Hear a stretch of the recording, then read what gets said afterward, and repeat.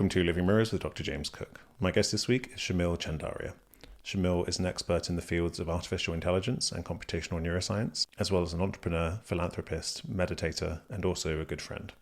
He was a founder of the Centre for Psychedelic Research at Imperial College London, the world's first ever psychedelic research centre. He provides funding for the Global Priorities Institute at Oxford University, as well as for research into the neuroscience of meditation at Harvard and UC Berkeley. In 2022, he was awarded an OBE in the UK for his services to science and technology, finance, and philanthropy. Today, we talk about one of the topics he's most passionate about, which are the connections between awakening and our contemporary model of the brain as a prediction machine. I hope you enjoy the conversation. So yeah, I'm glad we finally are making this happen. I feel like it's been a long time coming. Yeah, it's well over a year, right? Yeah. And I'll direct the audience to the talk you recently gave in Oxford on meditation and the Bayesian brain. Although I liked what you said when we spoke about it, that it's kind of the times we had to use code for awakening to not kind of scare off the scientists, I guess, right? Yeah. The subtitle is a predictive processing account of radical changes to phenomenal experience. And that's really code for awakening, liberation, enlightenment. Right. Maybe since, we're very much on the same page with a lot of this stuff, so I guess I'm going to be sensitive to bringing the audience along, although people who have been listening to my podcast for a while will probably be on a similar page as well. But maybe you could share a bit about your kind of background as a meditator and kind of academic background, so people have a sense of where you're coming from, because we're going to be talking about this kind of synthesis of science and spirituality, right? And you're particularly well trained, I would say, in both those areas. Yeah. So, on the meditation side, I've been meditating for, I guess now 35 years. And it's been a really interesting journey. I guess maybe over the last 5 or 6 years, I've been working on the jhana practice, and then more recently, in the last couple of years, non-dual practice. So I've been exposed to kind of early Buddhism. Very early on, I was doing mantra meditation, which is more Advaita Vedanta, and now more Tibetan Buddhism, kind of non-dual practice. So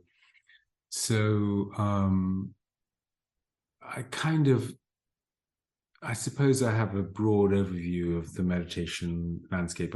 Maybe not so much in Zen, but apart from that, I think I've had some experience of the areas. And in terms of my intellectual academic background, I started off in kind of natural sciences and then did mathematical stuff. I also have my PhD was kind of almost like applied maths, but even though it was formally mathematical economics. And I have a postgraduate degree in philosophy. And then after spending time in industry and finance, I kind of really moved over to philosophy, neuroscience, which is, really where my interests were. And I spent 6 years at DeepMind, on AI. And that was really, I think, very important to kind of really understand how neural networks work, reinforcement learning, and ultimately where my real interest is like the relationship with the algorithms that are going on in artificial intelligence turn out to be very helpful to understand the algorithms that might be going on in the brain. And so computational neuroscience has been very important for me. I was a research fellow at the Institute of Philosophy in London University School of Advanced Study, and there, kind of maybe about 2014, because I was the mathematical guy, they said, well, can you make sense of this free energy principle stuff? All this entropy stuff, we don't get it. So I really did a deep dive at that time and gave a tutorial on it. And over the years, I've come to think that the kind of free energy principle is, a leading contender for a general theory of how the brain might be working at an algorithmic level. So that's some of my background. Yeah, that's great. Is the free energy principle tutorial available online anywhere? No, but in fact, recently I've been thinking that actually I want to do a series called Everything You Were Too Afraid to Ask About Free Energy. What was it? Everything You Wanted to Know About Free Energy, Too Afraid to Ask. Right. Yeah. An allusion to the Woody Allen movie. Right. And because actually you do need quite a broad background to come at this, because the free energy principle as it comes into us from Carl Friston is kind of, it's an information theoretic term to do with the variational algorithm for approximate Bayesian inference. But, you know, it seems to be connected to the second law of thermodynamics somehow. That's odd because they're very different concepts. One is thermodynamics and one is information theory. And then on top of that, there is this relationship between information theory and thermodynamics, which we need to make sense of. And in fact, if, you know, perhaps they're just an isomorphism, they just share the same mathematical structure. But it turns out to be even more complicated than that, because it turns out that if you have information about a system, you can actually extract useful work. You can create free energy. That's not breaking the law of conservation of energy. It's creating useful energy in terms of non-entropic energy. So it's quite a layered discussion, and you kind of need a background to fully understand the whole stack. You need a background in statistical mechanics and information theory and kind of machine learning. So I want to do a 3 or 4 part tutorial series. Actually, I'll put it out there. Yeah, I'd love to see that, because free energy principle is famously kind of hard to understand even for experts, and you're a great communicator of this stuff. So feel free in this conversation to touch on some of that stuff. But I think you're right that it kind of deserves a multi-part deep dive. Yeah. So you mentioned briefly the jhanas, which is something that I've not really spoken about on my podcast. I've tried playing around in the first jhana, but I've always been on the kind of non-dual approach. But I wonder if that might be a good place to kind of just explain to people what that is, so then we can get a landscape of kind of the terrain of different meditative states and the kind of things we're trying to account for with the Bayesian brain approach. Yeah, sure. Well, the jhanas are they're kind of advanced meditation states, either states of concentration, shamatha, they're considered, or I would say that there are states of unfabrication, and essentially, just to kind of paint a picture of what they look like. You have to have a certain amount of concentration to really get into the first jhana. And that's sometimes called access concentration. And then after that, there are a series of actually 8 stages of these jhanas. The first one is when the normal sense of the body starts to become unfabricated. Now, maybe should I touch a little bit on what we have unfabricated, because this is very important. This is really where, when we get into the predictive processing framework, this will really come out. But essentially, coming from the predictive coding framework, we see that our concepts and all the phenomena that arise are in fact constructions. We go around the world and are not apprehending the world directly. When we look out at the tree, we're not seeing the trees directly through windows in our soul.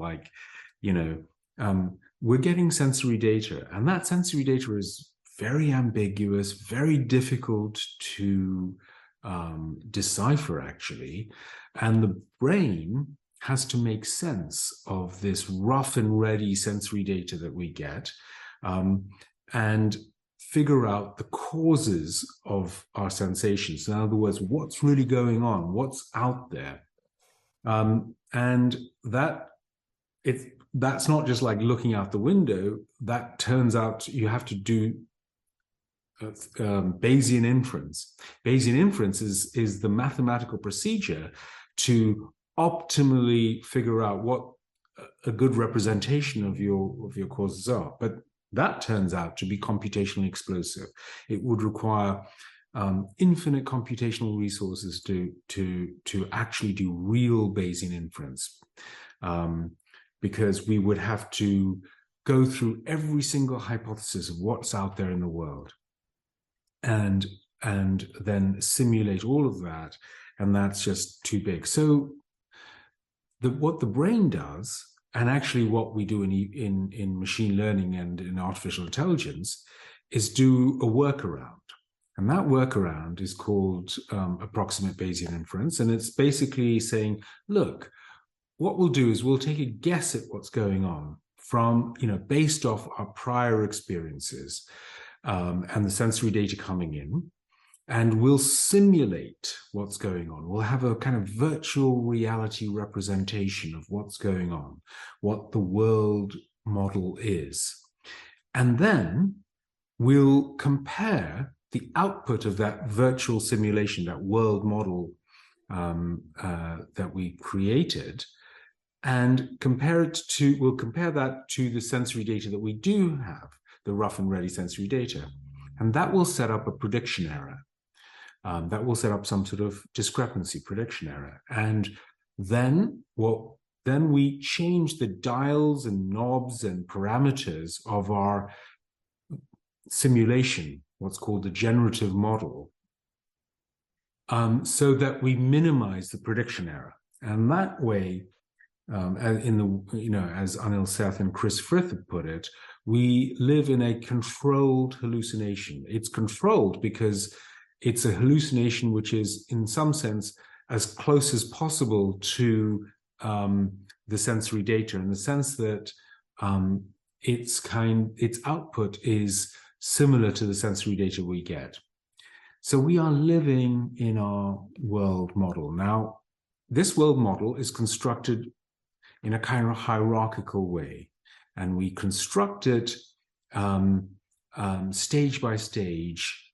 For example, visual perception, we might construct it with edges and corners, and then small figures, and then noses and eyes and mouth, and eventually faces, and then finally higher order concepts like truth and beauty. So we construct this, our world in this kind of hierarchical way. And at the bottom of the hierarchy are kind of raw sensations. And at the top of the hierarchy are things like language, concepts, planning, reasoning. And these constructions, we can now see how they work, because we can actually see in artificial neural networks precisely how these features can be extracted. So when we get artificial neural networks to kind of train on visual data, say faces or objects, they deconstruct those images. They first extract the low-level features, then mid-level features, and then the higher-level features, and then ultimately concepts. And actually, the AI systems are getting pretty good now with these language models, and we're getting towards concepts, to be honest. So the idea is that in meditation and meditation schemes like the jhanas, what we are doing is we are systematically recognizing that our awareness, our experience, our phenomenal world is a kind of a construction, and we are slowly deconstructing it, seeing its constructedness, seeing how it's composed, and going down into the parts of the construction. So to come back to the jhanas, in the first, we get this access concentration simply by, for example, paying attention to breath at the nose. That tends to quieten the monkey mind, quieten the contents of experience, and allows the mind to settle. And when it's settled enough, we begin to deconstruct the map of the body. I mean, the body itself has to be represented in the brain, because the brain, is just enclosed in this bony skull, and just has some nerves going in, and some time series data effectively through nervous sensations. So the brain has to kind of have this representation of the body, and what happens in the first jhana is that first level of representation of the body map starts to dissolve, and the solidity of the body starts to break down. That model becomes what in Buddhist terminology, empty. It's kind of a technical Buddhist word. It means that it lacks inherent existence. It's not really a real thing. It's kind of a construction. Okay, so the body is still there, but what you pick up is this kind of vibratory sense of sensations, sort of tingles and warmth and champagne bubbles, and it's described as energy. I mean, that's just a poetic description. What it feels like, it's essentially a description of the phenomenology of the state. And as you tune into this first jhana, it becomes quite intense. And the trick actually in this first jhana is to start tuning into the parts of it that are somehow beautiful, lovely, pleasurable. And what that tends to do is get the system locked into an absorption, a meditative absorption. So we become absorbed in a kind of physical, pleasurable sensations of the raw sensory data from our body. And that's a kind of an interesting state, because most people have never experienced that kind of pleasure of raw body sensations, sort of, the sort of utter feel, perhaps, actually it's been described as the kind of phenomenology that we might have in a massage, or maybe even sexual excitement. And that's very interesting. And that then forms this base. It's kind of quite intense. And then at some stage, you realize that within this first jhana, there is something that is even more beautiful, which is the kind of sense of pure mental well-being, a kind of a joy, not so physical, but kind of mental. And you start tuning into that. And then you transition to the second jhana, which instead of the first jhana would be physical rapture, energy. The second jhana would be pure joy. And so the energy is still there, but it's kind of in the background. And then you have this kind of physical joy, this kind of mental joy, and you tune into that. And in fMRI studies of jhana meditators, I mean, one of the things that I think we found is that the brain's reward circuitry is certainly activated, and the nucleus accumbens, the dopaminergic system, are definitely visible in the first and second jhanas. And then, so we've deconstructed this, we've gone into the kind of the sort of pure body sensations and tuned into that. And at some stage, it becomes apparent that, well, there's something even more lovely than this state. And you think, well, what could that be? This kind of joy that is independent of circumstances is the stuff of dreams, in a sense. Normally we try to make the world all exactly as we want it to get this kind of joy. But it turns out that the sort of peaceful aspect of that joy is even more lovely. And so what happens is, as we transition from the second jhana to the third jhana, is that the energy dies down and there is just the well-being component, a sort of pure contentedness component, and the peace, because now that there's no energy, there's just peacefulness in the body. And that's very interesting, because that's almost like you've had so much joy and now you're just resting in a purely contented, satiated way. And that is really, really delightful. And you can think, well, what could be better than just resting in this satiated sense? And what we realize is that at some stage you see, well, actually the peace itself is even more lovely. And you transition from this third jhana to the fourth jhana, which is just pure stillness, peace. It's officially, I think, called pure equanimity, and that is a really deep and profound state of stillness. So now we've gone beyond pleasure and joy and contentedness to find that the real thing that is underlying the state of well-being is pure peace.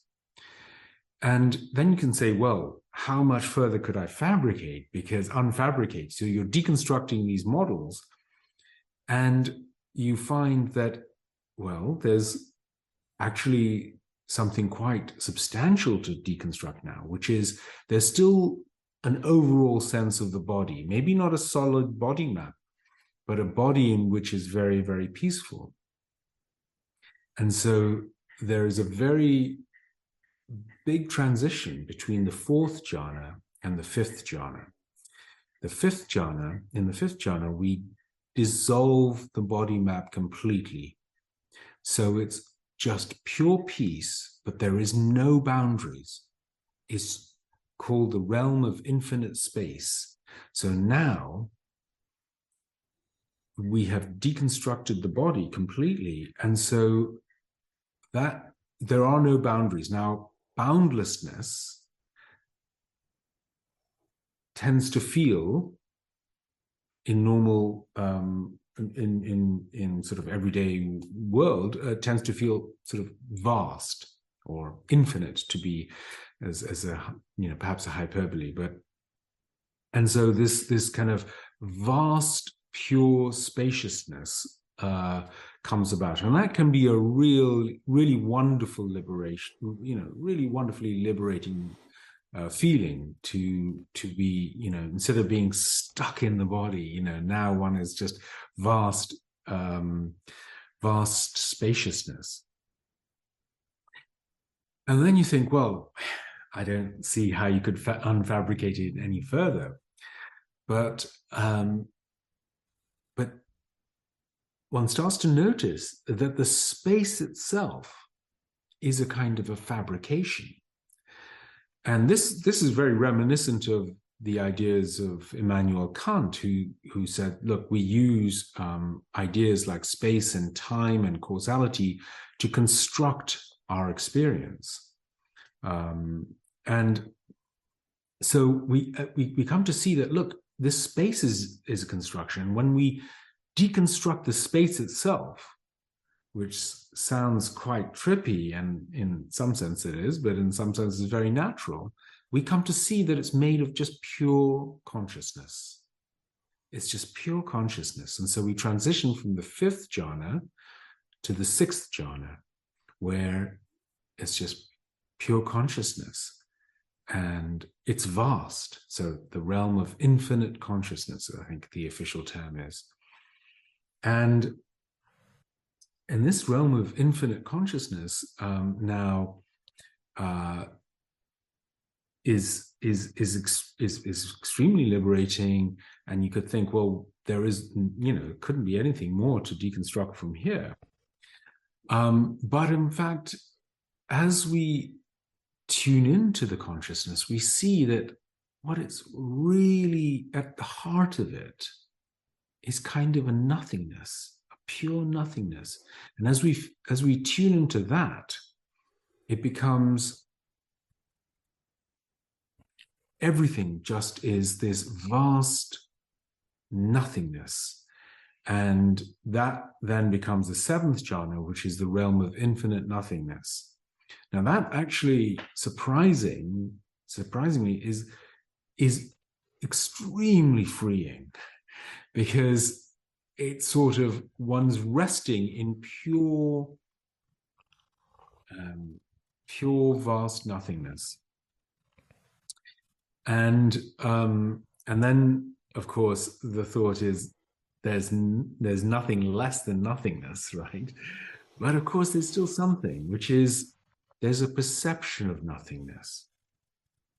And that perception of nothingness starts to get deconstructed as we go to the eighth jhana. And the eighth jhana is called neither perception yet not non-perception. And that's a very minimal state of experience.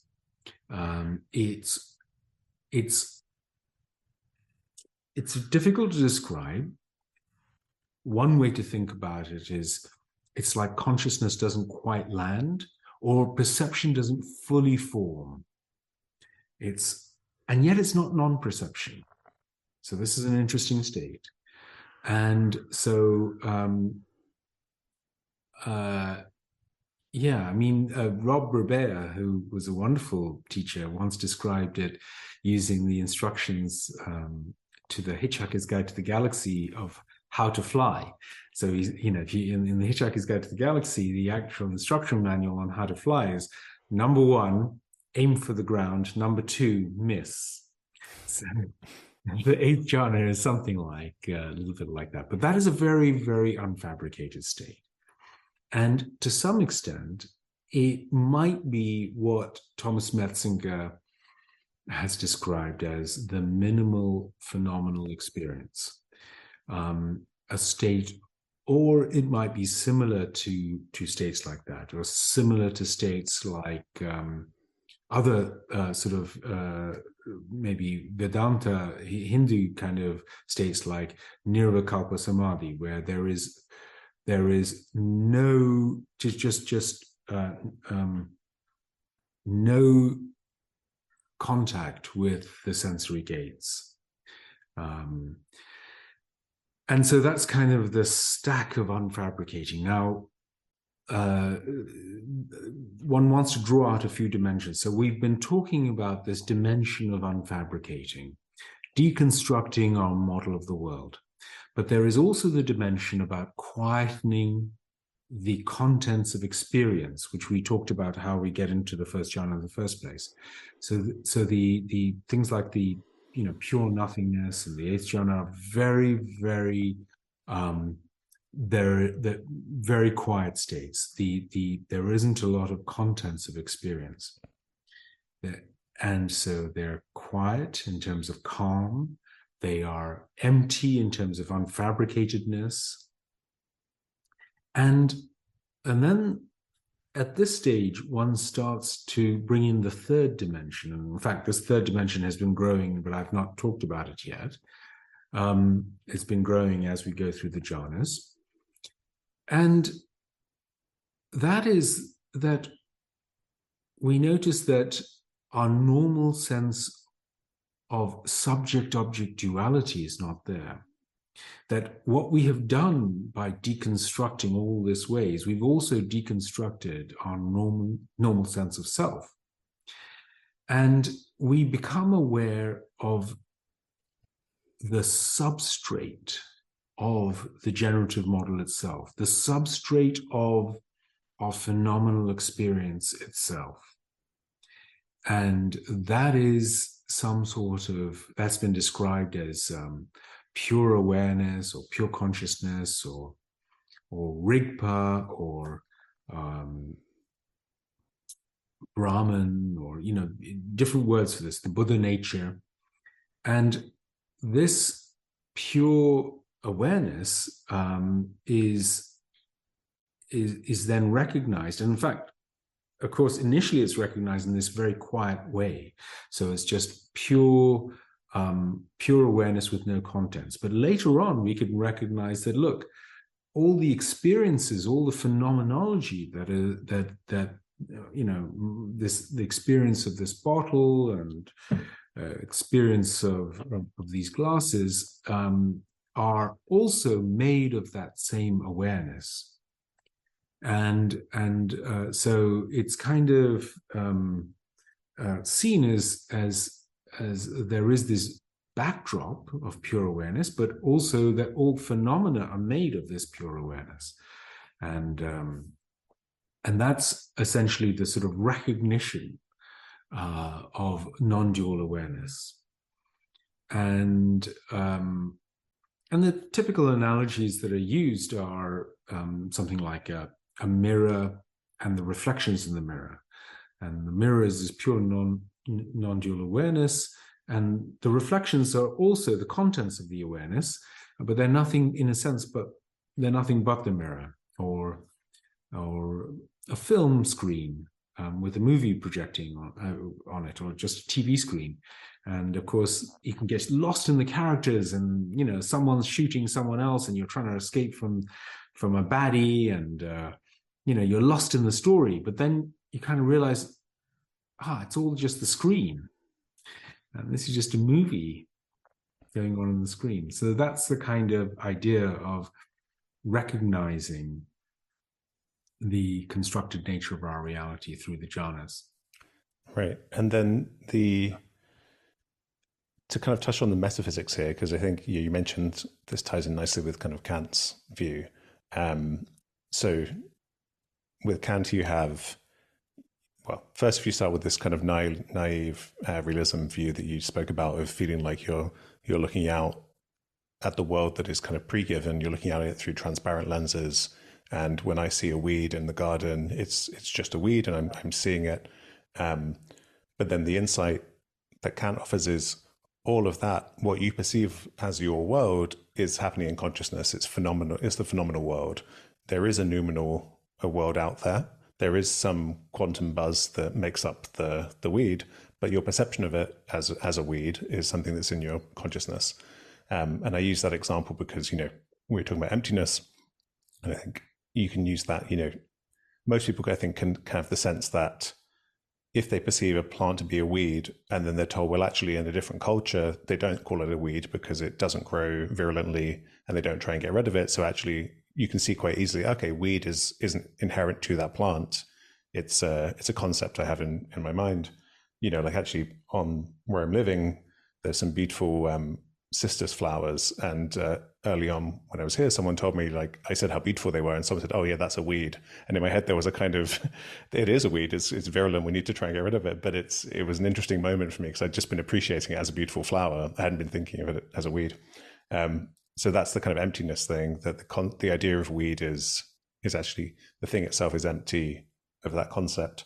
There is no essence of weed inside it. It's a relational thing that you're kind of projecting.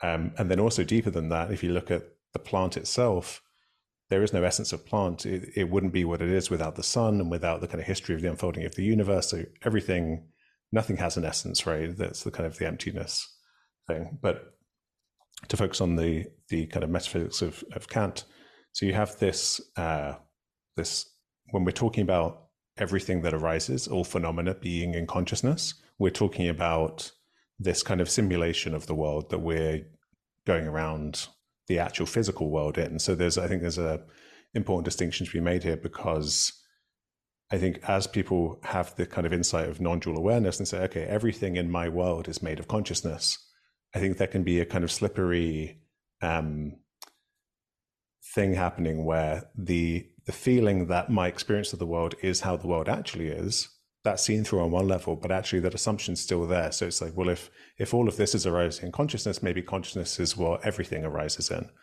And I personally don't think that's kind of valid leap to make. And I also get the impression from the unfabricating, the emphasis on unfabrication, that this leads you maybe in a similar place to me, which is a metaphysics that's very kind of agnostic or non-committal around what the true fundamental nature of reality is. I would be inclined to say it's a process, but the thing in itself can't be really pinned down with a concept.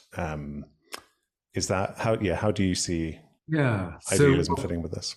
Yeah. Okay. Good. So there's a few things. First of all, just to come back to the weed, I think that's a great example, by the way, of illustrating emptiness, and actually, it's also a great example of showing us that we mustn't be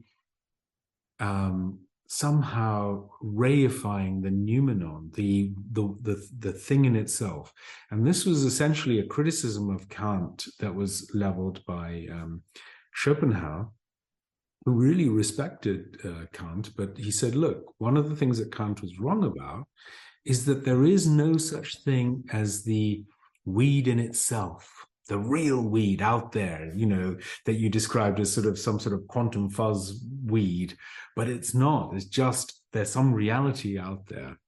And in a sense, it's not helpful to think about that reality as objective reality, because what we consider to be objective reality, whatever it is somehow co-arising between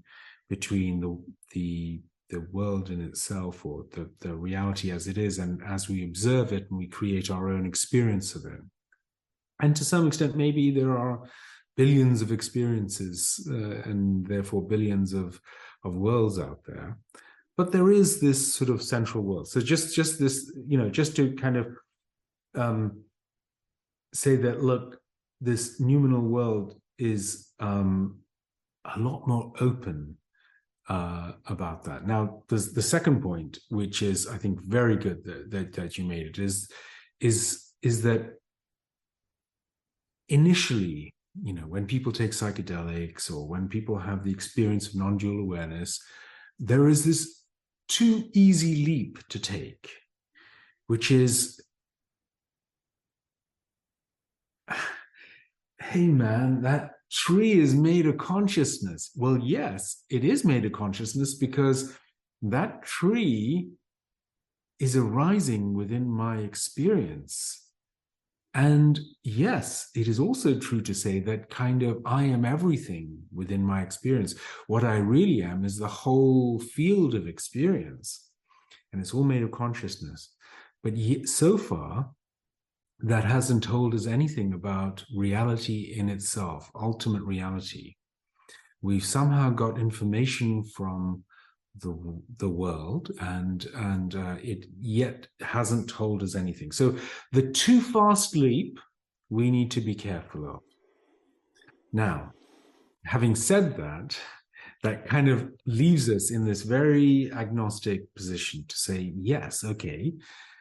And we also know that the world as it is in itself is very open. It's sort of, there kind of isn't an objective world in the way we normally think, composed of weeds and grass and human categories kind of thing.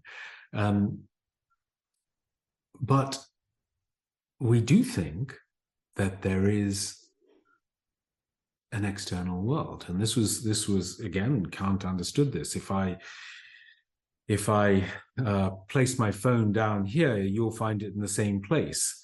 It's sort of reliable. The external world is reliable, and it's reliable, amazing to an amazing extent.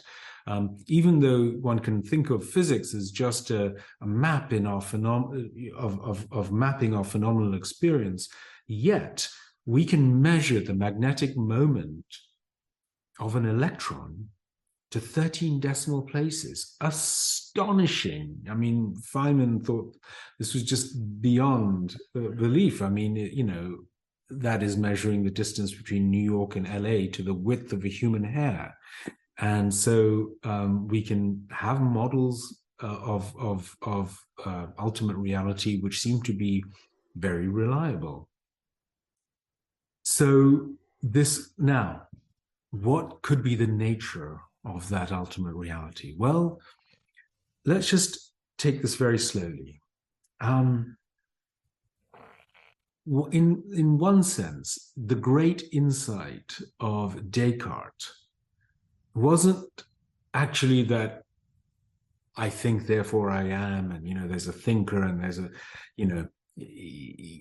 it was simply that there is experience, there is something, there is experience. Even if it's illusory, I'm having, there's an experience of that illusion. So there is something.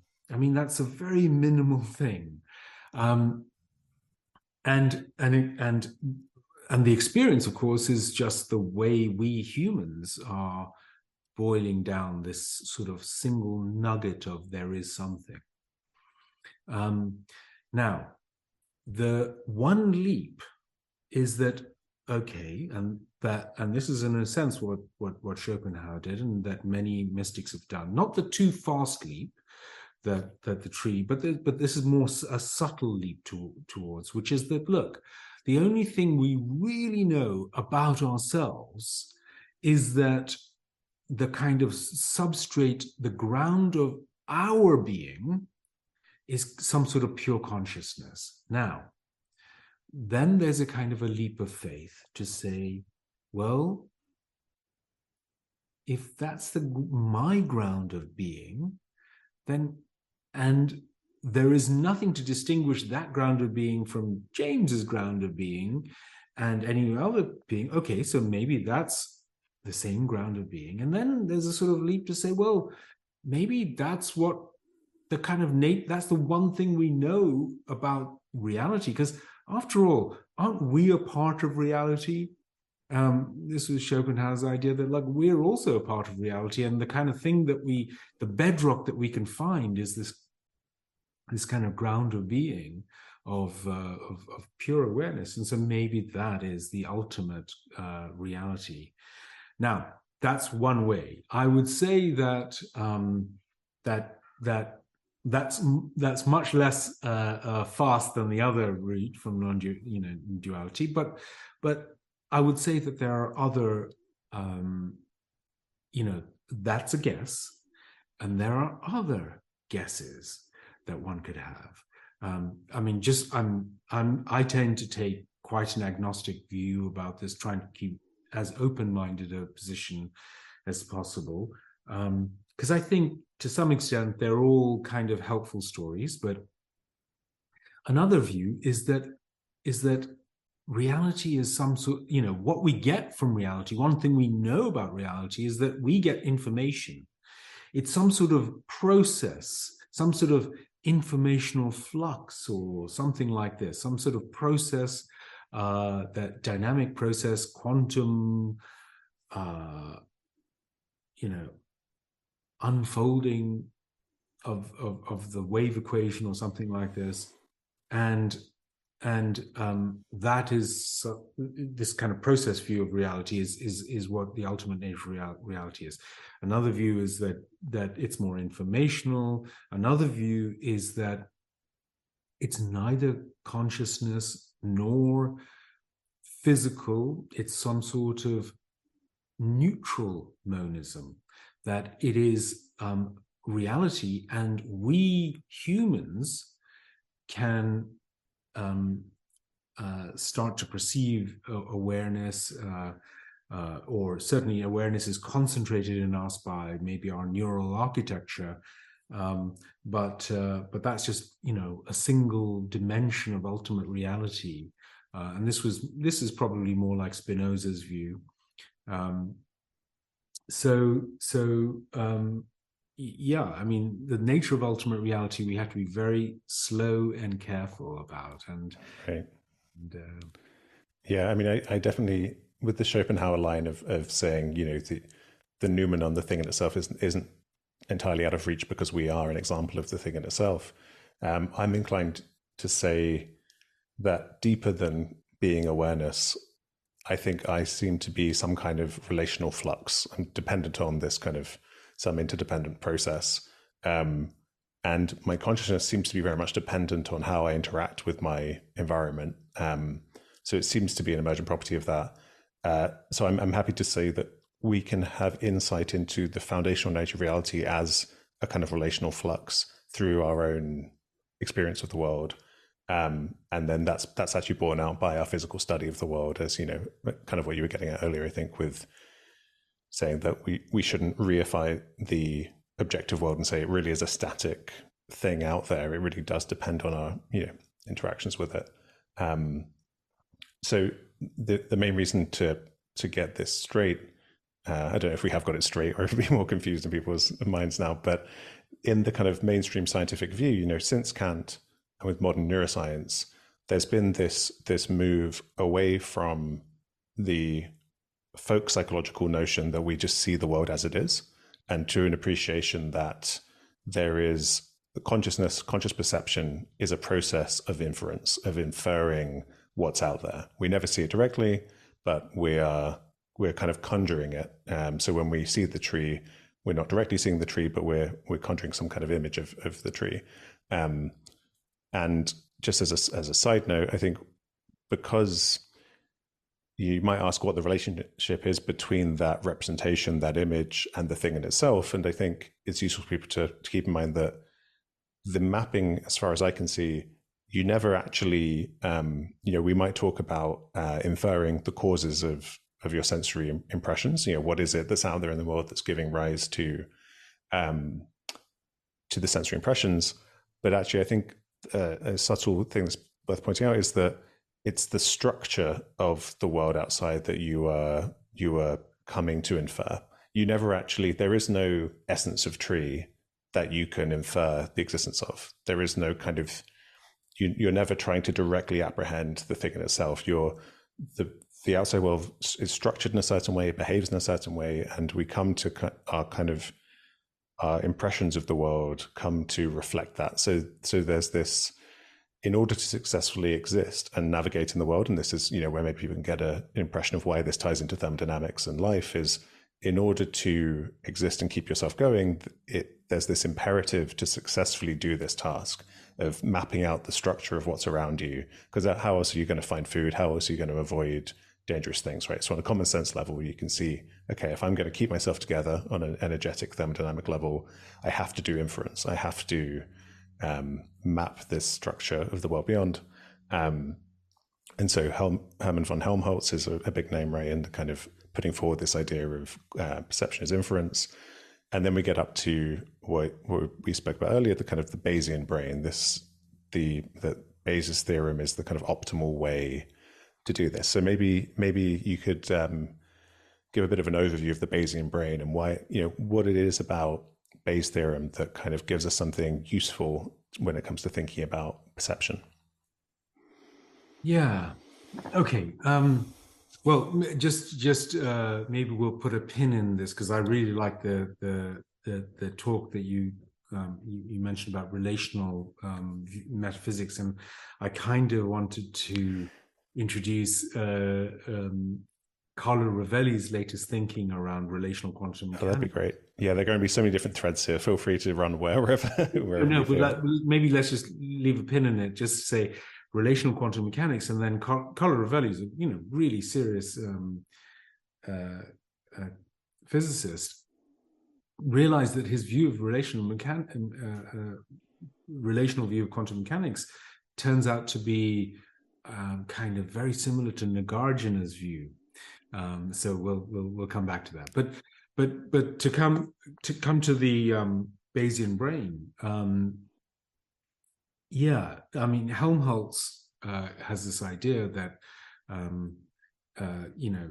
he takes Kant's ideas and really takes it further to say, look, essentially we are doing the brain has to be a statistical agent. We have to kind of infer what's going on.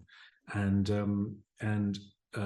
Bayes' theorem, just to kind of, for people who want to, a review of it, is essentially just saying that, what we need to do, the fundamental perception problem is to figure out what's going on in our world. And we might have a certain hypothesis. Let's call it hypothesis A. And we need to, what the brain has to do is, what is the probability of hypothesis A given our sensory data? Okay, given the sensory data we see. And we basically want to choose a hypothesis which has a high probability of being borne out by the sensory data. So, we might have several hypotheses: hypothesis A, hypothesis B, hypothesis C. And so we want to choose the hypothesis that has the greatest probability of being correct given our sensory data. But that turns out to be very difficult. Well, if we only had 3 hypotheses, we could do it, but we have an infinite number of alternative hypotheses, so we can't solve that problem. So, but Bayes' theorem says that, look, the way you do this is, instead of asking the question, what's the probability of hypothesis A given my sensory data, we can say, well, that's going to be equal to the probability of seeing my sensory data, assuming that hypothesis A is correct, times the probability of hypothesis A being correct in general. So when I look at these pair of glasses, that kind of, well, maybe I'll choose the bottle. When I look at this bottle, and if anyone's just listening to this, I'm lifting up a bottle, and when I look at this, I say, well, what's the probability that these sensations, this visual data that I'm getting,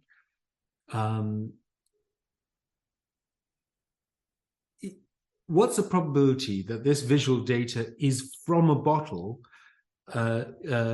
times the prior probability that there are bottles around, which is pretty high, a prior probability. If it was the prior probability that, I don't know, this is a bomb, that would be less high. So and this is, and then there's a normalizing term that finishing it off. So this is how you go about being a scientist and a sort of statistician. The brain has to be a statistician, and that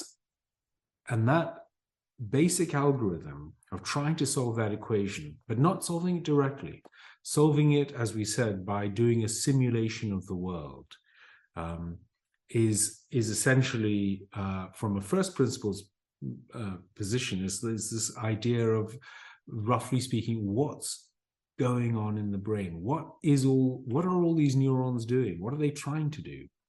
And it's surprising. This idea has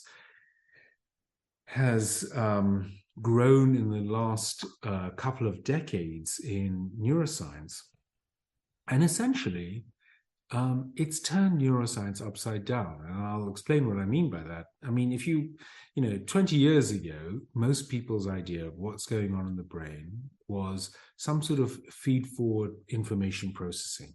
So we get information from the world and we process it up and we refine it until we figure out, oh, look, there's an apple and there's a grandmother, and etc. And we now realize that that's not how the brain works at all. That would be far too difficult. It would be impossible to do that task. It turns out that what we are actually doing is, instead of feed forward, we're mostly doing feedback. We're kind of guessing and generating what we expect to be going on. And the data that we get is simply saying, look, there's a prediction error between what you think is going on and this piece of sensory data that we've got here. And so please adjust your parameters of your generative model, of your simulation model. And that turns out to be, why we got it upside down. So what's happening, instead of a feed forward network, we've actually got just feedback. And it turns out there's anatomical, well, there are 10 times as many feedback neurons than feed forward neurons. And that was always a mystery. But the idea is that this is compatible with this kind of predictive processing view of how the brain is working. Right. And that pitch you just gave of, until very recently, the science of how the brain does perception, really was very influenced by the tools of engineering, because, lots of great tools of signal processing. And so there was this, as you say, feed forward kind of linear systems approach, where if you take hearing, it's like, all right, let's decompose the sound into all the frequencies, and then we'll basically say, okay, if these frequencies are together, you add them up, keep processing them, and eventually you get to a detector that turns on and says, okay, that's James's voice because it has all these features. But actually, that's not a particularly great way to solve the problem. And it also just happens to be, it seems that's not how embodied agents actually do solve these problems. And instead, there's this kind of inference that goes straight to the kind of making a guess about what's this thing that I'm perceiving, and then almost fills in the details afterwards. And so I think, just to give people a feel of the kind of elegance of kind of Bayes' insight, if you live in a dense forest, if you take a really simple agent that just has to detect kind of horizontal versus vertical lines, if you've lived in that forest your whole life and you've built up a model and expectations of the world, if you open your eyes, you're actually going to really expect to see a vertical line. And if you see a tree that's fallen at quite a sharp angle, you're probably still likely to categorize that as a tree, and kind of almost correct for it, because you're really expecting vertical lines. If it's horizontal, that might be enough counter evidence. That might be very unlikely to see a horizontal tree. So then actually Bayes kind of captures that you're not going to, you'll successfully not perceive as a tree in that instance.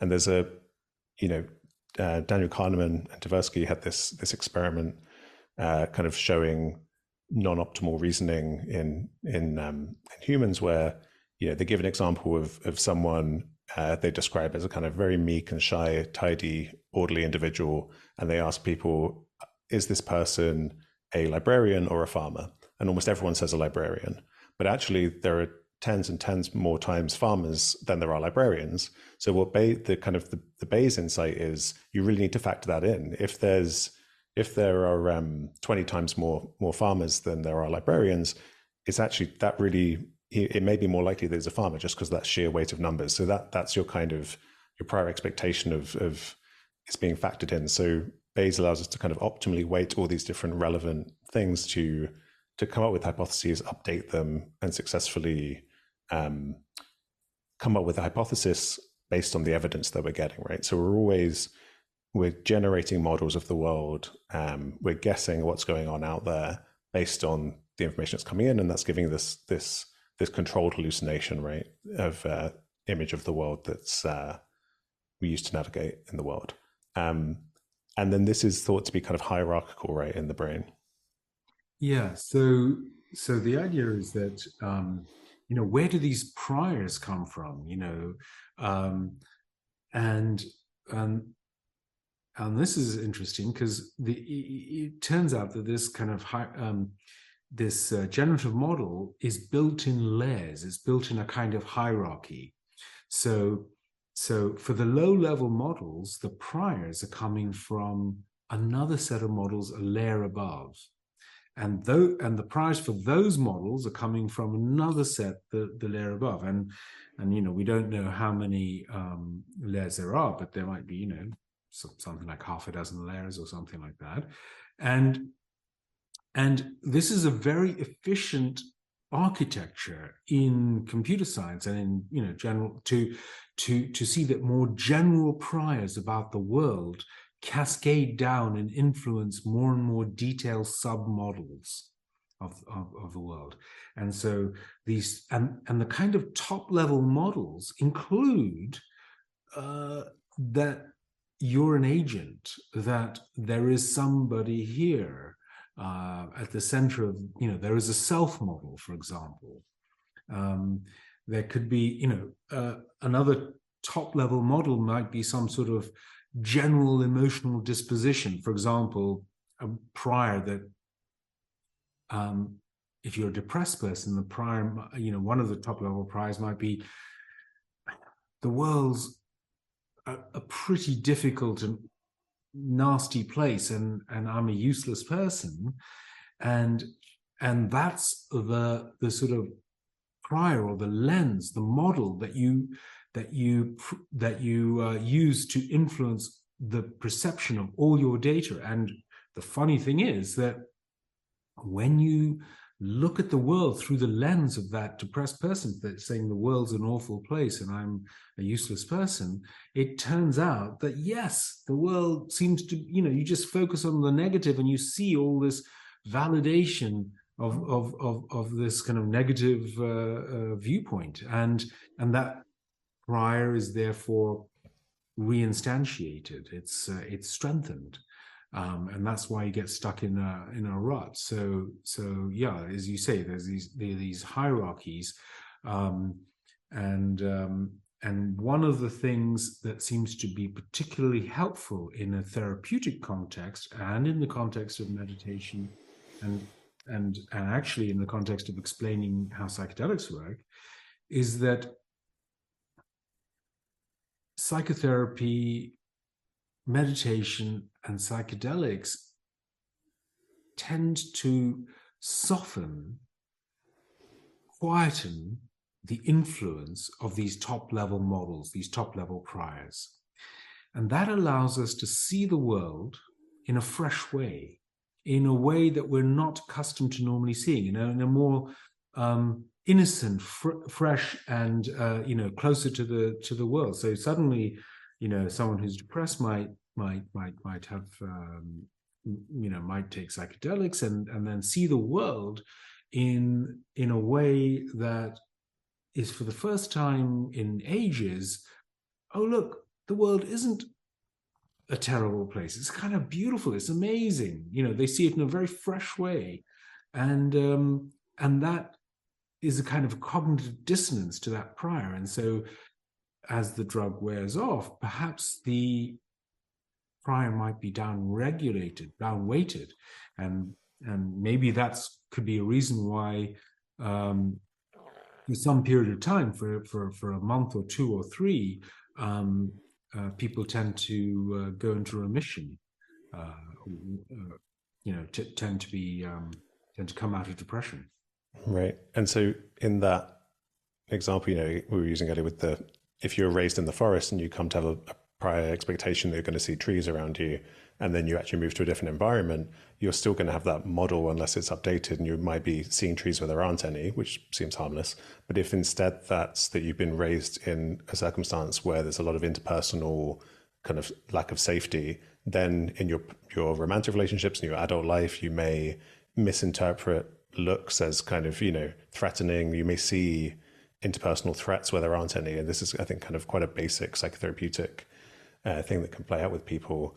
And then with something like psychedelics, you're down-regulating those expectations, those priors, those models, and that's allowing you to actually update your beliefs in line with the evidence. You're seeing, well, actually, they're not giving me a threatening look. They're actually just looking in a normal way, and I was unnecessarily interpreting it that way. I was actually reading a recent paper that came out yesterday that I was going to send to you on showing that ketamine seems to, the antidepressant effects, they were arguing in this new research that is due to, in depressed people, you have, if you get them to estimate how likely is that something negative is going to happen to them, like being bitten by a dog, some random event, and then you give them the actual kind of chance of it happening and kind of on average in the population, they don't update they have kind of negativity bias. They don't update appropriately. But after ketamine, they do update. And so it seems to kind of correct that, the inability to update your models, which might, physiologically, that might be due to changes in plasticity in the brain. But so it really fits with this idea that, this Bayesian idea of belief updating being really crucial. And I know you're acknowledged on the Rebus paper with Carl Friston and Robin Harris, which is very much to do with this idea. Maybe you could explain that, but I feel like maybe you've already explained the kind of core idea. Yeah, I think we, that was this idea that I talked about in terms of reducing the precision weighting of top-level priors. But just coming to this point that you made about this general issue in psychopathology, I mean, this may be a way of thinking about what's happening in psychopathology in general, that essentially people get stuck in either depressed beliefs or delusional beliefs, schizophrenia, where the common theme seems to be some sort of very rigid, unhelpful top-level priors. So there seems to be two issues. Number one, the priors aren't, to some extent, we would say in normal speak, we would say, well, they've got delusionary beliefs that they're kind of, they're not veridical.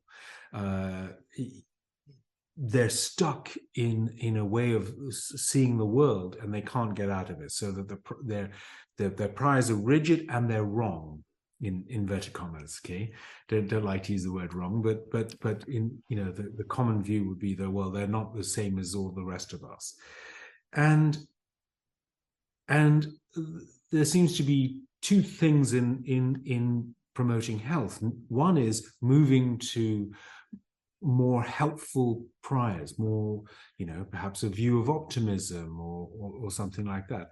But I think also a view of flexibility. And I think you touched on this. So I think really health is not just about changing one's priors. It's about holding them lightly and having them able to adapt flexibly to new circumstances. And so sometimes priors can be, correct. I mean, we can change them from being delusory to being correct. And other times, it could be a matter of opinion, how we look at the world, glass half empty or glass half full. It's just that by looking at it glass half full, it leads to a more beautiful life. So let's do that. Right. Yeah. And so in this picture where you have your prior expectations, your models of the world, and then you're combining that, right, with the evidence that's coming in. So what you end up perceiving is a kind of a weighted sum, right, of those two factors.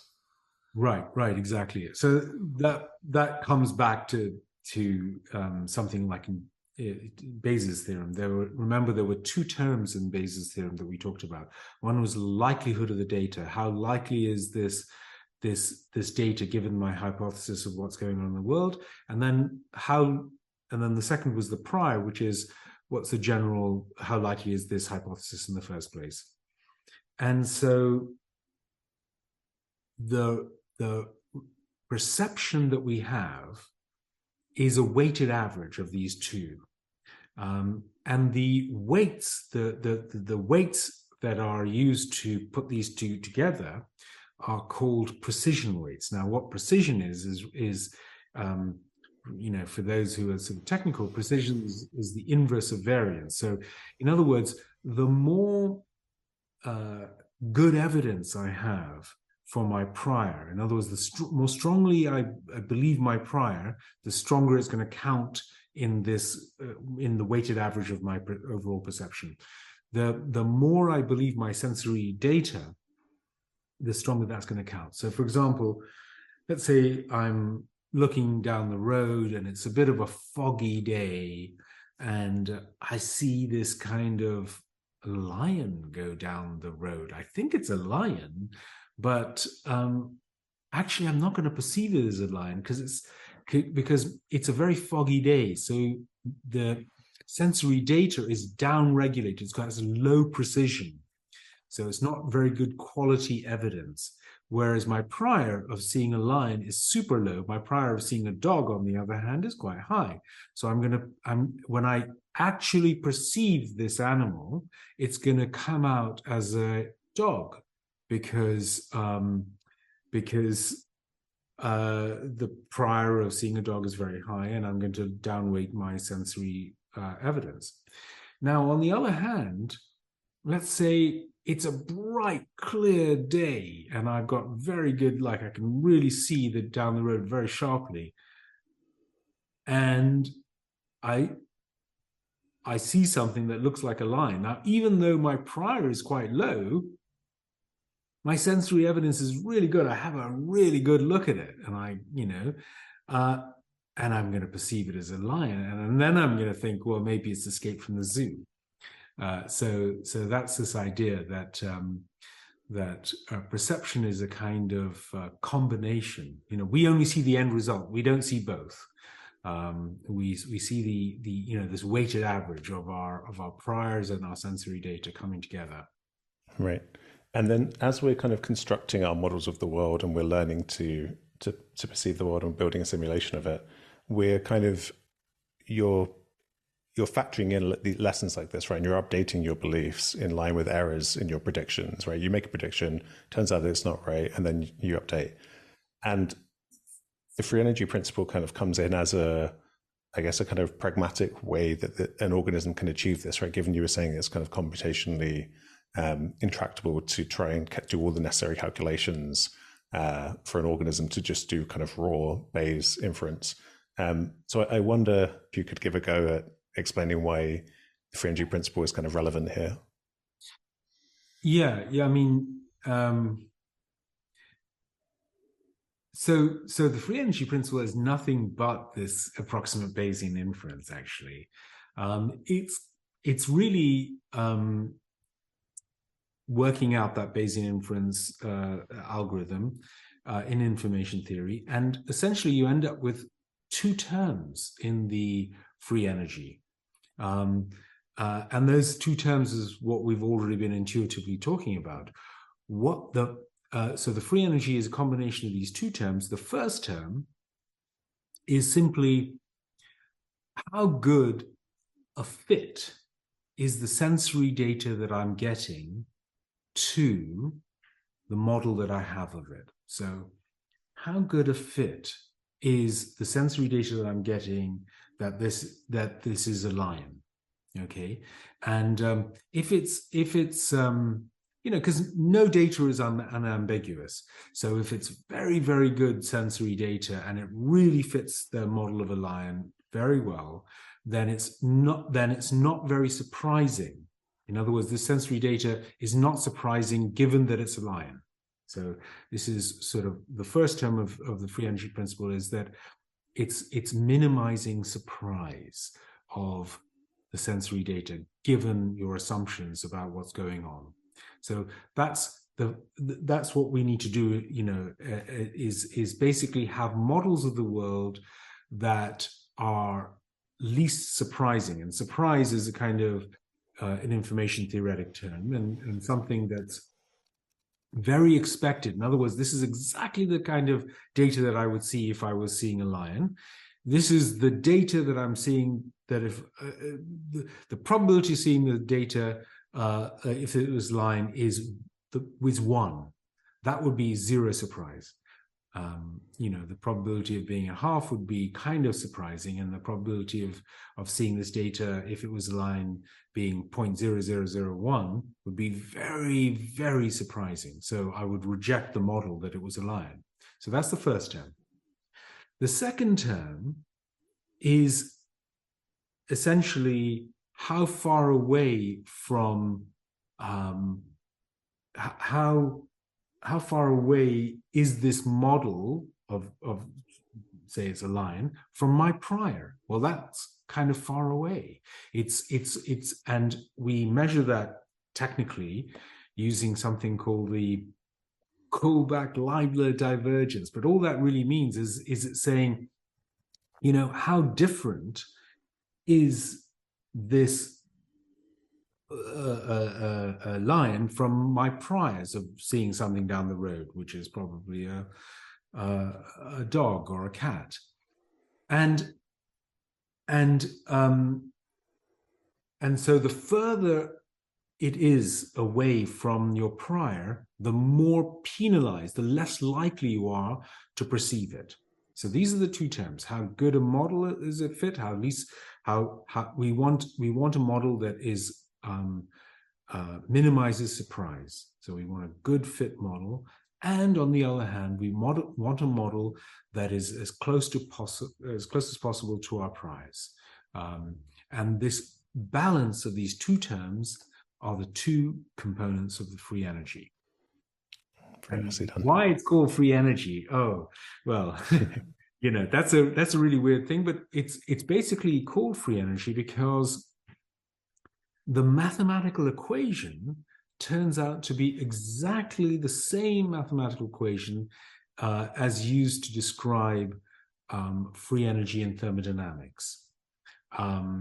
And it's the same mathematical formula. Now, that's not a coincidence. But from our perspective, we can treat it like a coincidence. It's not a coincidence because essentially thermodynamics is a kind of branch of information theory. It's sort of how energy levels are distributed. And what we're talking about here is just pure information theory. And so, that's why it was called free energy, because it has the same form.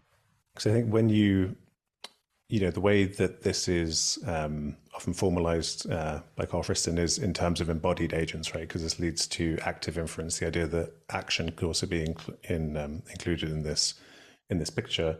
And so that's modeled with the organisms having a boundary that they have to maintain over time. So then you can tell a story starting with thermodynamic free energy coming from the sun and being fed into systems, on Earth, and then systems maintaining their order through this boundary maintenance, which then involves what's a reduction in variational free energy, which is what we're talking about, like informational free energy. So it gets kind of confusing because these are two different things, but they are mathematically related. But I think it's good for people to have that clear that those are two different things if they're following that whole story.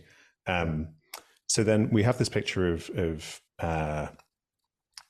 the brain, and I mean, to me, that story, it's tempting to just always map this onto the brain, but it seems to me this does apply to all organisms. That all organisms have to be doing some kind of inference to exist. And in the past, you've been kind of sympathetic to my living mirrors perspective, and I feel like with the whole idea of our conscious experience of the world being itself a kind of something that arises through this relational dynamic of fabrication. Does that, if you're going to say that it's only something to do with brains, then you have to kind of add in an extra step and say, what is it that's different about brains that isn't there in other organisms? And then, we get into questions, as to whether we can even say that consciousness is a fabrication. And I feel like when you're getting down to that level, to say that only we have consciousness in brains would be to kind of really reify it and say that there's something extra going on. Is that roughly how you see it? Well, yeah, exactly. So first of all, I would say, I think you're absolutely right that this is not just, special for brains. I think any organism that in Carl Friston's terminology has a kind of Markov blanket, and that means sort of a boundary, an informational boundary, and that is surviving. In other words, temporarily surviving. It's staving off the relentless second law of thermodynamics that things disintegrate. Must be using its information well. So any organism gets information, and as you say, what is the purpose of that information? Well, it's not just to figure out what's going on, but it's to figure out what's going on so that it can do actions to maintain itself from dying, to stop itself dying. In other words, get away from the fire, get away from being frozen, go towards the apple, get away from the tiger, or whatever it is. And so the overall schema is that, and this is why Bayes' theorem is so fundamental, Bayes' theorem simply gives us a recipe to use information optimally. So if you're not using information optimally, if you're wasting information, if you're leaving, food on the table, so to speak, informationally, then you're more likely to be eaten by the tiger, or swallowed up by the chemical gradient if you're a cell or something like that. So it's simply the idea that evolution must approximate Bayesian inference, because if they didn't, they would be leaving food on the table, information, it'd be wasting information. So it would be like a bacterium that can sense the acidity. Acid environments might degrade a bacteria, so it would kill a bacterium. So bacteria tend to swim away from acidic environments, and they tend to swim towards glucose-rich environments. In this kind of, they have a very primitive action. For example, turning a flagella, sort of little propeller, which allows them to approximately go towards a sugar gradient and approximately go away from a acidic gradient. Now, even such a simple system like that bacterium has to be using its information well. Let's suppose it kind of received some signals. It had sort of chemotaxis. It sort of has chemical receptors which measure acidity and glucose and even gradients across the length of the bacterium, and let's say it didn't kind of use those signals optimally, and so its actions were a bit random. Well, that type of bacterium would kind of be wouldn't do well in the evolutionary race against another species of bacteria which kind of used it more optimally. And since the mathematically optimal way of using information is Bayes' theorem, we can't ever get there, but that's the sort of upper limit. That's the correct thing to do. We're obviously going to find that throughout nature, organisms use information well. And using information well is essentially grounded in surviving. And this is that relationship, just to unpack a little bit of what you said, this is that relationship between using information well, going through variational Bayes, and minimizing variational free energy, which is using information well, and avoiding death, aka succumbing to the second law of thermodynamics, things going to disorder. So in order to avoid the second law kind of in its local environment, this is not breaking the second law, because the second law only applies to the universe as a whole, closed systems. This is simply allowing organisms to survive means using information well. And so that's that very deep connection, which is why we must find approximately that most organisms will be doing Bayesian inference, whether they have brains or not. Right. And I think the impression that something like a single cell with a flagella just kind of swimming around in a chemical gradient, the impression that they're kind of a bag of reflexes and it's their task of survival is simple enough that they don't need to be doing the things you were just describing. To me, there's a kind of there's just a it's not true that they just live in this very simple kind of niche where there's an abundance of tasks. The environment's easy to navigate, and it would require a level of stability that doesn't exist in our reality. There's always uncertainty. Who's to say whether salt gradients are going to change and chemical gradients, all these different things may be correlated. And given what you were saying about the imperative to kind of behave in a kind of that selection will sculpt things to be informationally efficient, it totally makes sense. I think that even the simplest organisms are not simple. If you could zoom in on the cell and look at its process of replication, all the metabolism going on, none of these things are simple by any means. But so to bring back to the kind of Bayesian brain as we're thinking about in humans, kind of engaging in experiences that might lead to kind of awakening, you have this.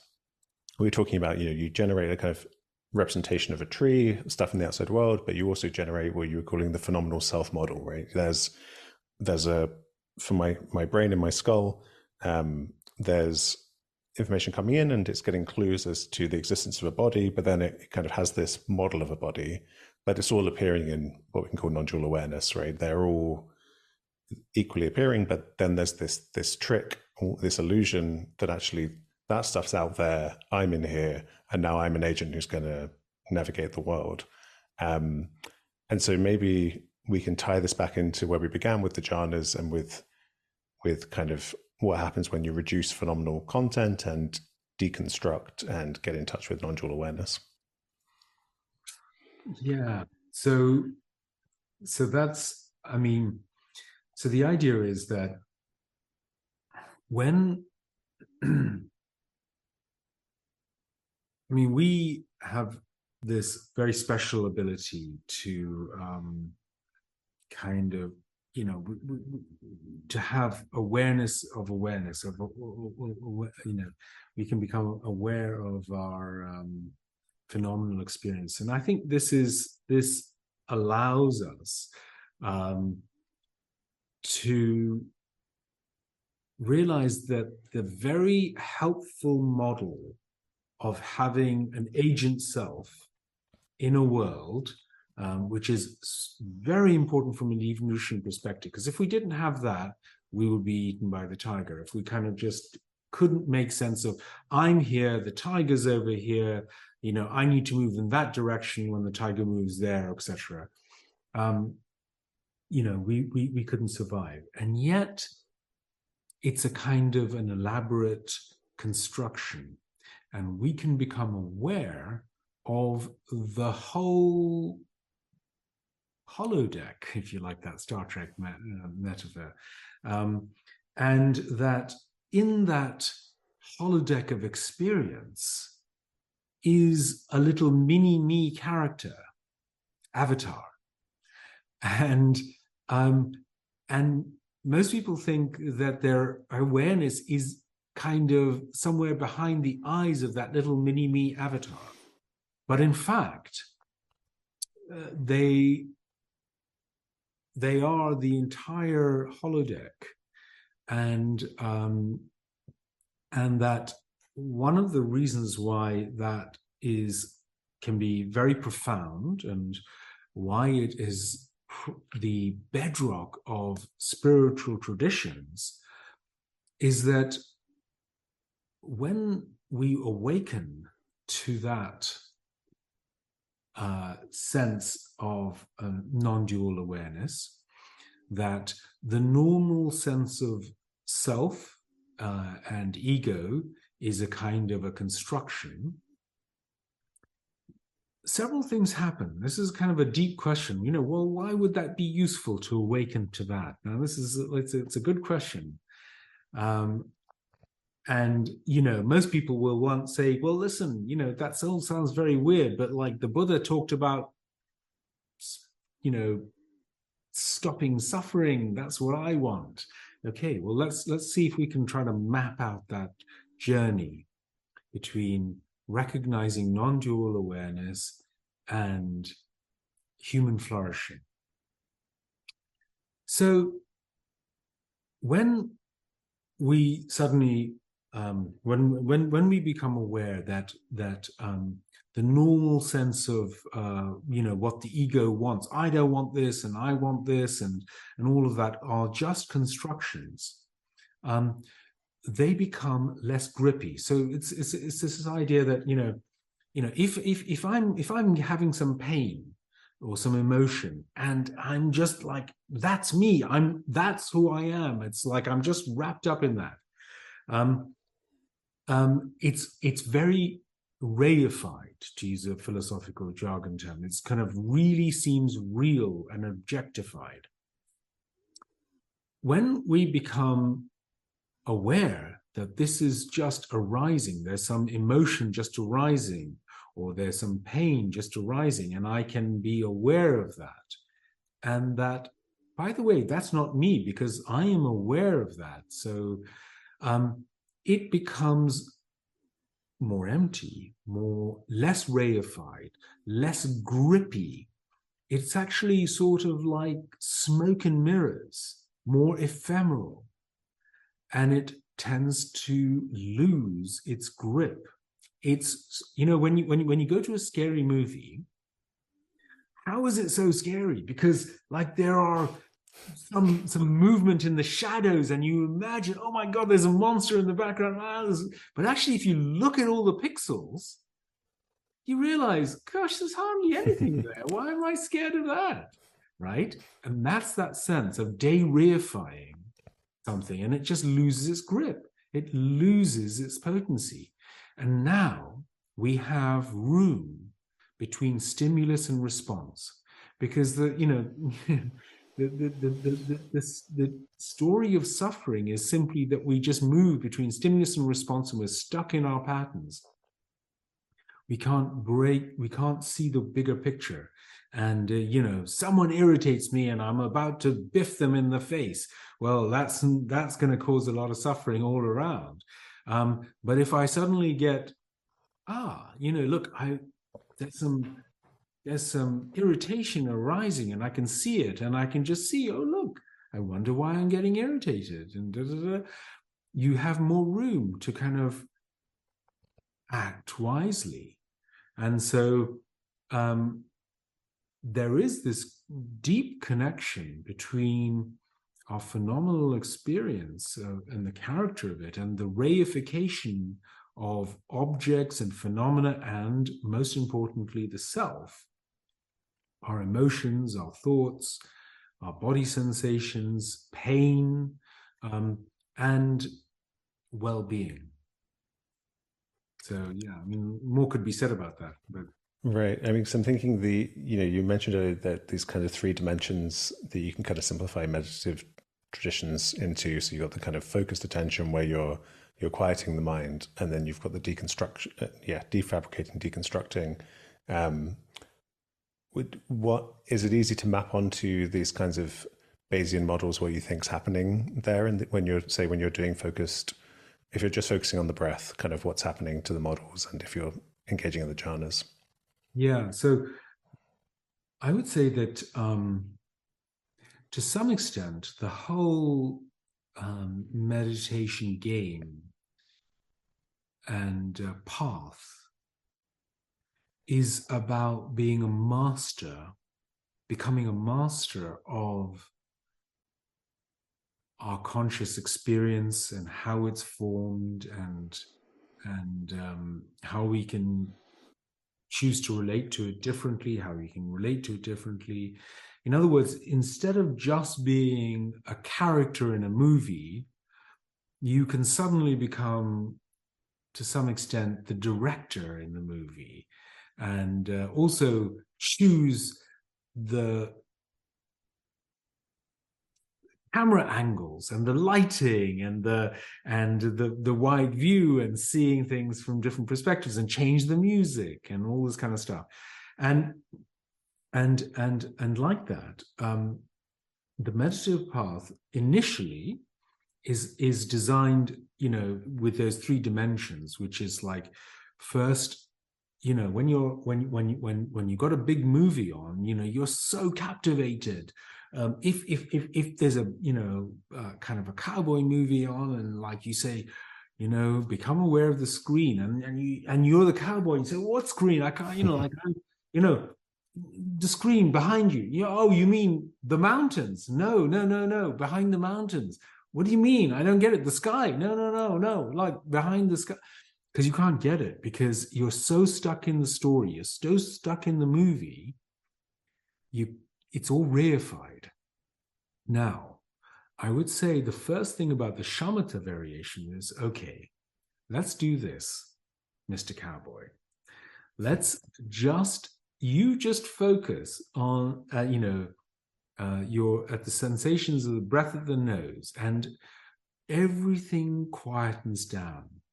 And the illumination of the mountains goes down, and the activity, all the extras in the movies just quieten down, and the whole movie just starts to become very, very dim, apart from perhaps the nose of the cowboy. And so and then at that stage, because it's so quiet, there's not much going on, the cowboy can start to see, oh, look, well, first of all, my nose isn't really the nose. It's made of these RGB pixels. That's weird. I hadn't noticed my nose was made of red, green, blue pixels all flitting on and off like this. Well, isn't this interesting? And then he starts to look around, and everything's very dim. And things are not moving fast, so his attention is not getting dragged around. And he starts to look at his horse, and he finds that this horse is made of these pixels and whatever. And it's all dynamic, it's all movement. And he thinks, whoa, these objects that I think are objects are kind of impermanent. They're just a process. They're just dynamic flow. Everything's just dynamic flow. And then he looks at himself and says, I can't find me, cowboy. I just see this dynamic flow of pattern, and there's no self. And nothing's mine. This hand isn't mine. It's just like arising and appearing. And so that's the second part of this kind of deconstruction part. So the first part was turning down the illumination. And the second part is just deconstruction. And then the third dimension is now finally the cowboy can see that there is this substrate of reality which holds all these, which is the bed, the ground in which all these pixels are flashing. And so this is an analogy. This is a story, right? It's a great one. Right. And then I guess in the kind of early Buddhist text, you would have maximizing all these things where you've got minimal phenomenal content and it's all unfabricated, and there's just awareness, or even beyond that, just kind of void. That's the kind of pinnacle. But then I think you and I shared this view that beyond that, bringing these insights back into embodied experience of the world where there is full phenomenal content is an important, or maybe the kind of the final project. And I think that's something we both, Locke Kelly is someone who's great at kind of talking about this, bringing non-dual awareness into embodied situation as well. So is that something you kind of advocate? It's a kind of synthesis of the absolute and the relative, right? Yeah, absolutely. So here's the thing. Yeah, absolutely great. Because, there are some traditions that tend to say that this world is kind of illusory, and what we really need to do is just hang out in that pure ground of being, that vast, pure awareness, emptied of consciousness, maybe sit in a Himalayan cave and just be one with the capital S self, this vast, illuminated, shimmering emptiness. But actually, that is really like, maybe just that was very, very skillful, for the fact that there's a reason why the Buddha kind of advocated, like, the real story is just this lack of suffering, how to go about your life and go about it and flourish as a human being. And for that, we come back into the world, but now we have a very, very subtly different relationship. So we're back in the world. actually we never left it, and we recognize that our world is this sort of construction reality, and we come back maintaining a sense of de-reification, the sense that this is kind of a mental construction. We come back also being very light on the fabrication. We can still work with concepts, but we are not just locked in a story and a concept, locked in samsara. We can see the world and also can see it in all its unfabricated levels. And one of the things that happens is that the world just shines more because we are not ignoring all the low-level perceptual, beautiful details. When we go past the flower, now we're aware of the textures and colors and details. We look at a tree and we just become aware of the intricacy of the bark and the shimmeringness of the leaves as they flutter in the autumn wind, and we come back with our sense of self a little bit empty, less reified. So yes, we can feel all the emotions that are arising, the thoughts that are arising. Everything is allowed to arise, but it's all a little lighter, less grippy, emptier. And it's a beautiful way to be, to come back. I mean, people can reconstruct their world in different ways, but one way is to sort of come back into form with this slightly different de-reified notion. And then it's almost like the cowboy comes back into the movie and recognizes, like Shakespeare, the world is a stage. And then he thinks, well, how can I be a beautiful cowboy story? Let's make this cool. Right. Is that tie in with the kind of soul-making Dharma? Yeah, I think absolutely. And there's a reason why religious traditions end up being sort of convergent on some ideas like compassion, like love, because this, in a sense, is a beautiful reaction when one is less, when the self model is a little emptier and lighter. You're less self-centered. And so you realize that I'm in this world, and yes, there is suffering in this world, and to some extent, because I'm sort of so lighter about myself, it's sort of natural for me to help somebody else, and one can reconstruct one's world in different ways. I think we can upload different systems of priors, different stories or different worldviews can be uploaded. And so we, in a sense, you kind of deconstruct, go into reprogramming mode, and then slowly over many years, you can reconstruct yourself, reload a different program. You could upload the program of being a compassionate Tibetan monk. You could upload the program of being a caring eco-warrior, who wants to help the world because they see, enormous wrong actions going on. Right.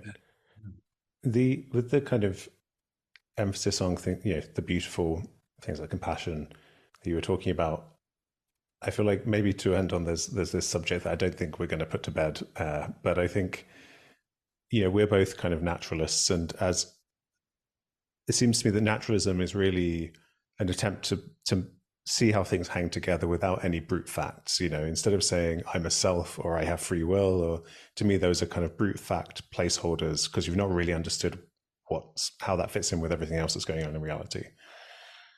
But when you really pay attention to what's going on and what it feels like to exist, the naturalistic impulse, you might conclude that it's really going to be void, emptiness, in a kind of, not in a positively valenced way, in a kind of nothingy way.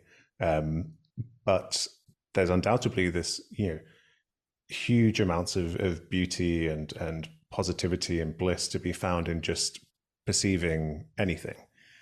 And I think to a naturalist that could be quite surprising, and is perhaps what leads people into words like God for reality, or kind of a sense of spirituality being something separate to a kind of naturalistic description of the world.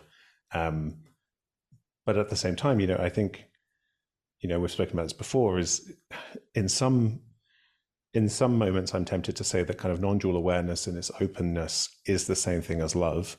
But in another moment, I'm tempted to say that the kind of the positive valence is a kind of subtle fabrication, and beyond that, it really is just kind of truly empty void.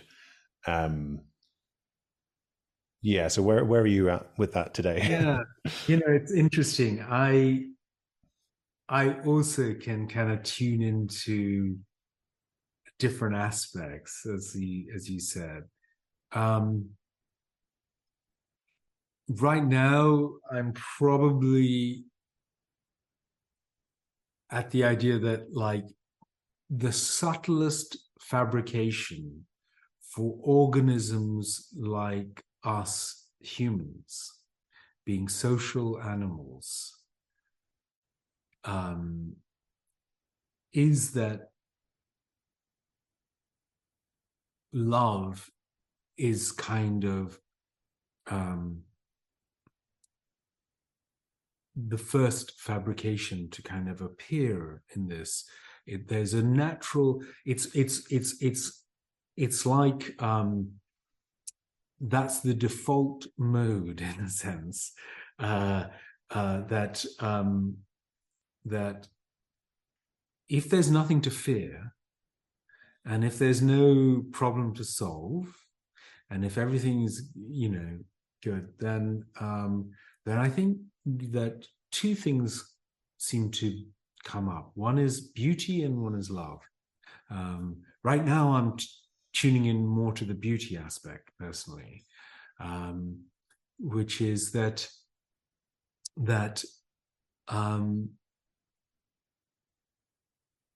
phenomenal experience, when it's recognized at just its pure level, is incredibly beautiful. It's just a miracle. I suppose the attitude that I have is more like beauty or miracle, gift kind of things. And those are very religious sentiments, but I think that they naturally arise because, in a sense, the cowboy can just look around and say, wow, there is something rather than nothing, and look how miraculous it is, and sort of super beautiful, and everything is beautiful. In fact, even ostensibly ugly things can be seen in their raw phenomenology as kind of beautiful, as a kind of miracle, an effulgent, shimmering, vivid display, a piece of dog shit shimmering on the pavement. Yeah, I think I get that with decomposition. If you to watch a time lapse of something decomposing, there's something, there's a very strong visceral repulsion that feels very innate, but at the same time, you're watching an amazing complex process, like watching kind of a fractal, cream going into coffee, fractal spirals, that kind of quality. And with beauty, I'm often tempted to think that you could maybe define it in terms of being the release from a false impression of reality being mundane. So maybe it's not that reality is intrinsically beautiful, but it's that this process of model building, becoming familiar, leads us to a sense of, like, okay, everything's fine. I can just get on with my day. If I if I saw the crinkles on my cornflakes as like the Alps, as this beautiful, majestic landscape, even if geometrically they might be similar, then I'm not going to eat them and get about my day, right? And I think in Doors of Perception, Aldous Huxley made a similar point, staring at his trousers, like we wouldn't get anything done if everything didn't feel kind of boring and mundane and familiar.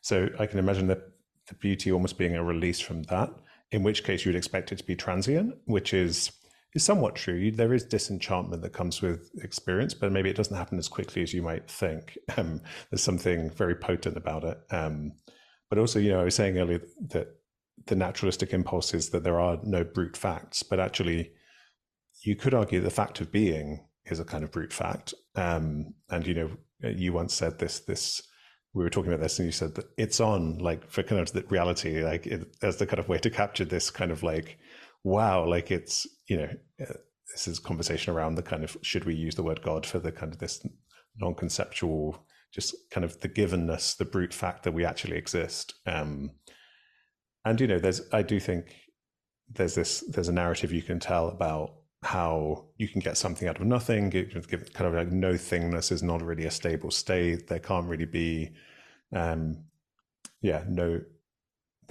there's no thing, then there's a kind of infinite boundlessness in which if there's any possibility of anything ever arising, it will inevitably arise. And so you can kind of try and naturalize being, I think. But at the end of the day, I think it's hard to, I either swim into models and then notice I'm far too in abstractions, and then I come into being, and then you're kind of not enough in the abstractions, and you're just kind of, you can't really get anywhere. You're just like, wow, we exist. So this is why I said I doubt we're going to put this to bed today. I feel like we both just kind of swim between these different perspectives. Yeah, I mean, it's interesting. I mean, I've been recently describing that, this idea that there is something rather than nothing, and it's sort of related to this idea that there is experience, and the sort of sense we get in the deepest states of meditation, which is there is being. And I often think, we have one bit of information, but now I've been thinking maybe it's 0 bits of information, because one bit of information is that it could be 1 or 0, there is something. Right. And that's assuming that there is a state, which is there is nothing. But actually, we don't know if that's possible. And so all we know is that there is something, and we don't even know that there's an alternate state that, which would give us 1 bit of information. Right. 0 bits of information is that we're just staring at a transistor that doesn't work. It's just not going to switch on and off. So that's I guess a good place. But to some extent, you could, tuning into that 1 bit of information, you could say that that's the ultimate mystery, or that's the ultimate miracle, or that's the brute fact of being, as you put it. Right. Yeah. I think often people who mistake the map for the territory with science and believe that the project of science is to kind of disenchant the world, that those people, typically the people who see consciousness as an intractable mystery, as kind of like a miracle, because it's actual and they're experiencing it, and you can't convince them. It's not possible to convince that your pain isn't really there. It's an abstraction, But I think when that worldview, because there's a lack of this engagement with the mystery of being and that felt sense of awe, there's a kind of displacement onto consciousness, and it's you're not recognizing that actually that permeates everything. Your experience of everything is permeated with this sense of mystery, just because of the non-conceptual nature of reality, that it can't be put in your boxes. This has been a lot of fun as always, Shamil. I'll put the link in the description to the talk you gave at Oxford recently. And do you have a paper coming out soon on the kind of free energy landscape, psychobiology stuff? Yeah, maybe in a while, and I'll send you the when that's up. Yeah, great. Do you have anywhere online that you send people to? I don't. I have like the beginnings of a YouTube channel, but which has got some technical talks, which you can find under my name, but that's it. Great. Well, it'll be in the description. And thanks again. All right. Brilliant. It's been fantastic fun.